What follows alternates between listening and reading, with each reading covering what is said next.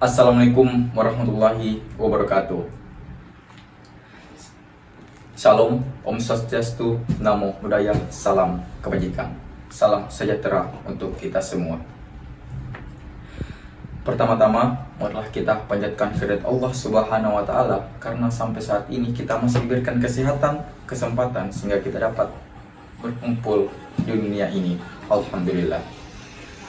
Tak lupa juga kita kirimkan salawat beserta salam kepada Nabi Muhammad SAW, di mana Nabi yang telah membawa kita dari alam kegelapan menuju alam yang terang menerang seperti saat ini. Baik, saya dari kelompok 5 PKN dengan tema Demokrasi Indonesia.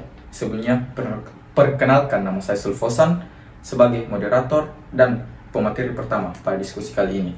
Adapun teman kelompok saya yaitu Adnan Fatsil sebagai pemateri, Dewi Kelilah sebagai pemateri, Nur Farhan Hidayat sebagai pemateri, Ibnu Al-Fahri sebagai pemateri, Akil Khairal sebagai pemateri pula.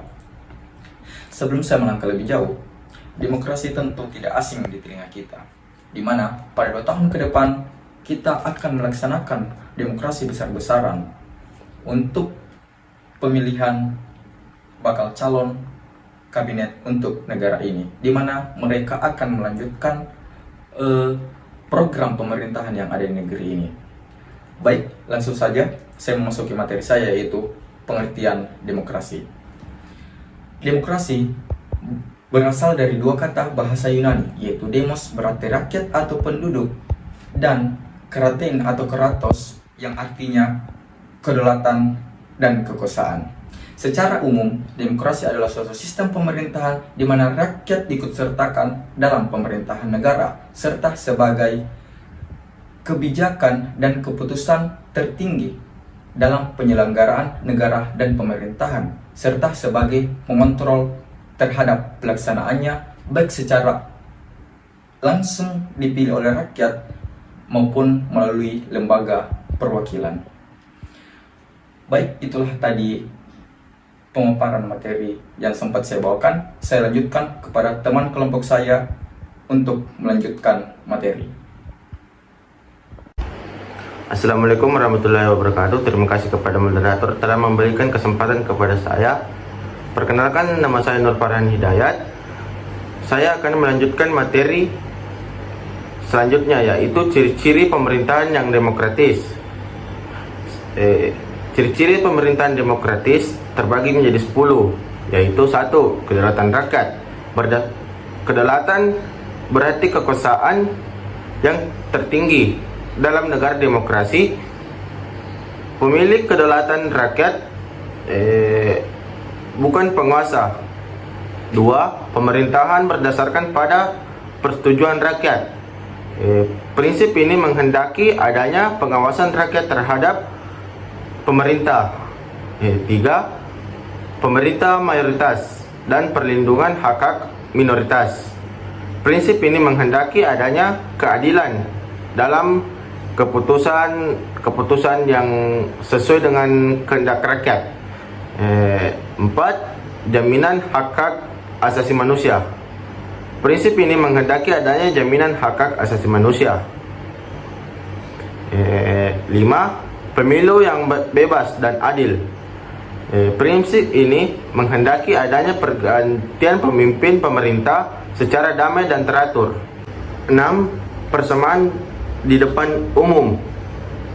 Persamaan di depan hukum.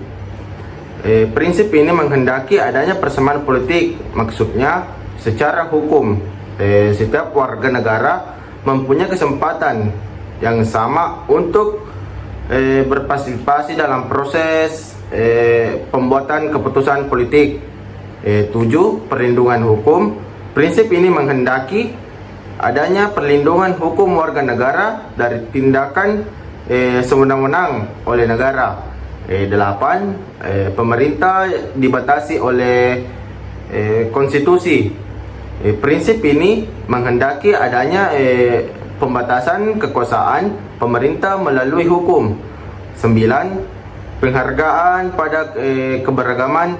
Prinsip ini menghendaki agar tiap-tiap kelompok sosial budaya, ekonomi ataupun politik diakui dan dijaminin keberadaannya.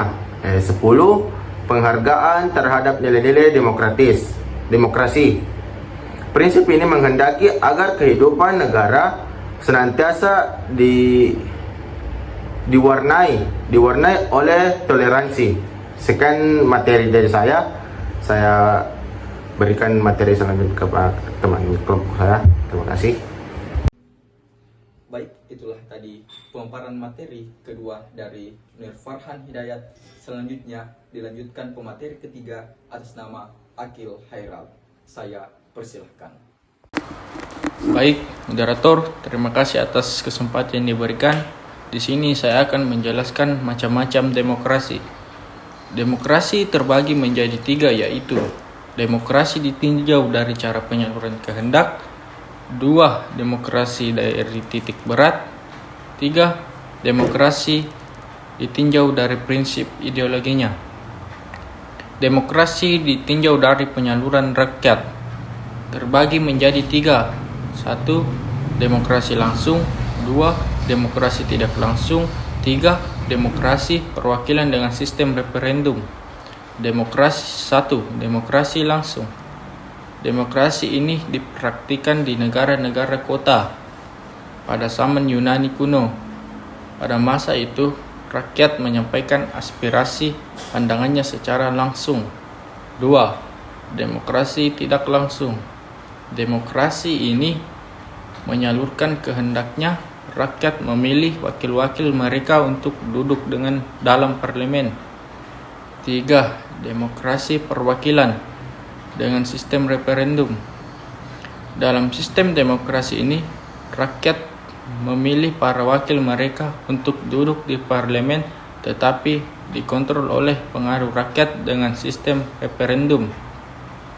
B. Demokrasi dari titik berat perhatiannya. Demokrasi ini terbagi menjadi 3, yaitu demokrasi formal, demokrasi material, demokrasi gabungan. Demokrasi formal. Demokrasi formal menjunjung tinggi persamaan dalam bidang politik tanpa disertai upaya menghilangkan rakyat dalam bidang ekonomi. 2. Demokrasi material. Demokrasi ini menitik beratkan upaya menghilangkan perbedaan dalam bidang ekonomi, sehingga persamaan tidak mudah dihilangkan. 3. Demokrasi gabungan. Demokrasi ini mengambil kebaikan dan membuang keburukan demokrasi formal dan material. C. Demokrasi ditinjau dari ideologinya. Demokrasi ini terbagi menjadi 2, demokrasi konstitusional, 2, demokrasi rakyat. Demokrasi konstitusional adalah demokrasi yang berasal dari jiwa pandangan liberalisme, luas dan longgar dapat kepentingan umum. 2. Demokrasi rakyat dinamakan demokrasi proletar yang didasari jiwa paham komunisme. Baik, saya kembalikan kepada moderator. Baik, itulah tadi pemaparan materi ketiga dari Akil Hairal. Selanjutnya, saya persilahkan kepada pemateri keempat dan 5, Dewi Kelila, untuk melanjutkan. Assalamualaikum warahmatullahi wabarakatuh. Terima kasih atas kesempatan yang diberikan oleh moderator. Di sini saya akan memaparkan materi tentang prinsip-prinsip demokrasi dan trias politika. Prinsip-prinsip demokrasi yang pertama yaitu keterlibatan warga negara dalam pembuatan keputusan politik. Kedua, tingkat persamaan atau kesetaraan tertentu antara warga negara. Ketiga, tingkat kebebasan dan kemerdekaan tertentu yang diakui dan dipakai oleh para warga negara. Keempat, penghormatan terhadap supremasi hukum. Prinsip demokrasi didasarkan pada konsep di atas rule of law, yaitu tidak adanya kekuasaan yang sewenang-wenang, kedudukan yang sama dalam hukum, dan terjaminnya hak asasi manusia oleh undang-undang. Selanjutnya, trias politika. Indonesia menganut paham trias politika yang membagi kekuasaan politik negara menjadi 3. Trias politika diwujudkan dalam 3 lembaga negara yang saling lepas atau independen dan berada dalam peringkat yang sejajar satu sama lain, saling mengawasi dan saling mengontrol. Trias politika yang pertama yaitu legislatif. Lembaga legislatif di Indonesia yaitu DPR untuk pusat dan DPRD untuk tingkat provinsi dan kabupaten atau kota, ditambah DPD sebagai perwakilan daerah. DPR RI memiliki tugas diantaranya membentuk undang-undang dan melakukan pengawasan terhadap penggunaan APBN. Kedua, eksekutif. Kekuasaan eksekutif dalam suatu negara ialah merupakan kekuasaan di mana dijalankannya segala kebijakan-kebijakan yang telah ditetapkan badan legislatif dan menyelenggarakan undang-undang yang telah diciptakan oleh badan legislatif. Ketiga, yudikatif. Badan yudikatif berfungsi menyelenggarakan kekuasaan kehakiman. Di Indonesia, kini dikenal adanya 3 badan yang berkaitan dengan penyelenggaraan kekuasaan tersebut. Badan-badan itu adalah Mahkamah Agung, Mahkamah Konstitusi, dan Komisi Yudisial. Sekian dari saya kembalikan kepada moderator. Baik, itulah tadi pemaparan materi 4 dan 5 dari Dewi Kerila. Selanjutnya, saya persilahkan kepada Adnan Fatsil untuk memaparkan materi ke-6. Baik, terima kasih kepada moderator telah memberi kesempatan kepada saya. Saya akan membawakan materi perkembangan demokrasi di Indonesia, yaitu ada 4. Yang pertama masa revolusi, masa Orde Lama, masa Orde Baru, dan masa reformasi. Yang pertama itu masa periode 1945-1959, demokrasi pada masa revolusi atau demokrasi parlementer. Demokrasi parlementer ini dimulai ketika Indonesia resmi menjadi negara yang merdeka hingga berakhir di tahun 1959. Demokrasi parlementer adalah sistem demokrasi yang menempatkan parlementer sebagai fundamental di pemerintahan. Yang kedua yaitu periode 1959 sampai 1965 atau Orde Lama. Pada masa demokrasi terpimpin, banyak terjadi penyelewengan terhadap Pancasila dan Undang-Undang 1945 seperti pembentukan nasionalis, agama, dan komunis atau yang biasa disingkat dengan Nasakom. TAP MPRS nomor 3 atau MPRS 1963 tentang pengangkatan Soekarno sebagai presiden seumur hidup, pembubaran DPR hasil pemilu oleh presiden, pengangkatan kedua DPR gotong royong atau MPRS menjadi menteri negara oleh presiden. Yang ketiga yaitu periode 1965 sampai 1998 atau Orde Baru. Demokrasi Pancasila. Demokrasi Pancasila era Orde Baru 1965 sampai 1998. Setelah peristiwa G30 SPKI terjadi di tahun 1965, terjadi pergantian pemimpin dari Soekarno menuju Soeharto. Era Orde Baru ini juga dikenal dengan istilah demokrasi Pancasila yang menjadikan Pancasila sebagai landasan demokrasi. Dan yang terakhir yaitu periode 1998 sampai sekarang atau biasa disebut dengan reformasi. Berakhirnya rezim Orde Baru yang berkuasa selama 32 tahun melahirkan demokrasi baru yang dikenal dengan istilah era reformasi.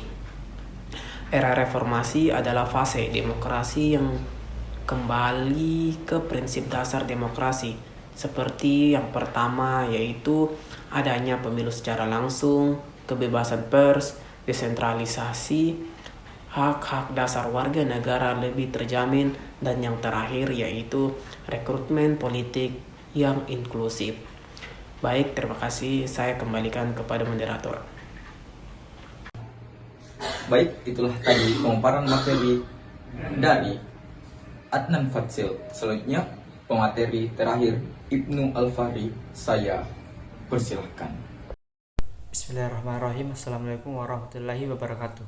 Perkenalkan, nama saya Ibnu Al-Fahri, nomor urut absen 17. Terima kasih kepada moderator telah memberikan kesempatan bagi saya untuk memaparkan materi yaitu contoh budaya demokrasi. Nah, sebelumnya, apa itu budaya demokrasi? Budaya demokrasi dapat diartikan sebagai nilai-nilai demokratis yang diterapkan dalam kehidupan warga negara. Jika demokrasi pada umumnya diterapkan dalam pemilu, pilkada, dan sebagainya, maka budaya demokrasi tercermin dari sikap masyarakat di keseharian. Nah, adapun contoh budaya demokrasi yaitu pemilihan umum, pemilihan kepala desa, pembagian kekuasaan, kebebasan pers, pluralisme, dan kesetaraan hukum. Nah, itulah materi tentang contoh budaya demokrasi. Saya kembalikan ke moderator. Terima kasih. Baik, itulah tadi hasil pemaparan atau presentasi dari kelompok kami. Selanjutnya adalah sesi tanya jawab, bukan sesi curhatan, jadi tidak usah panjang dan lebar. Adapun peraturan dalam sesi tanya jawab ini sudah disepakati, yaitu terdiri dari 6 pertanyaan dan maksimal 10 pertanyaan. Silakan teman-teman bisa berkomentar di bawah kolom komentar di bawah sini. Izinkanlah saya untuk menyampaikan sebuah kesimpulan, yaitu demokrasi adalah suatu sistem pemerintahan yang kekuasaannya berasal dari rakyat. Dalam demokrasi, rakyat memiliki hak untuk menyuarakan pendapatnya, sehingga tidak ada sistem pemerintahan yang otoriter. Jika ada perbedaan pendapat, dapat diselesaikan dengan cara bermusyawarah atau dengan perhitungan jumlah suara untuk memiliki opsi tertentu. Prinsip pada demokrasi adalah adanya kesamaan rakyat di dalam hukum, sehingga tidak ada yang diistimewakan atau dikesampingkan dalam hukum. Baik teman-teman, itulah tadi kesimpulan daripada kelompok kami. Sebelum saya akhiri, saya memiliki sebuah pantun, ayu tinting makan kepiting, thank you for everything.